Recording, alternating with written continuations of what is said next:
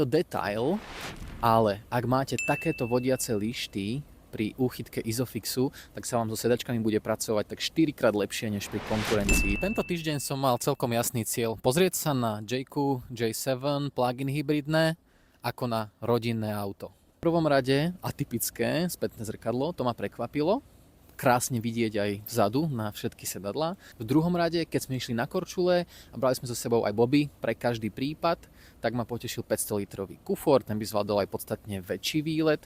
Počas tohto mrazivého týždňa, keď sme išli ráno so synom do škôlky, tak mi veľmi dobre padlo to, že mám krásne vyhrievané čelné sklo a dokonca na to netreba mať ani zapnutý spalovák, všetko sa to potiahne pekne z trakčnej batérie. Prahy dverí pekne prekrývajú ten lem karosérie, čiže vaše dieťa ani vy nebudete mať špinavé nohavice. J7 má veľmi podarený dizajn, či už je to navonok alebo vnútri. Ten interiér je robustný. Vzadu sú dve kapsy na sedadlách, čo je super, na vodičovom, na spolujazcovom. Je tam výduch klimatizácie, je tam USB-A, USB-C a dokonca sedadlo spolujazca sa dá nastavovať aj zo zadu. Svetlá síce nie sú matrixové, ale sú full LED-kové, majú veľmi dobrý výkon. Ako vidíte, vyskúšal som si to aj v praxi, pomohli mi zbadať srnku v dostatočnom predstihu.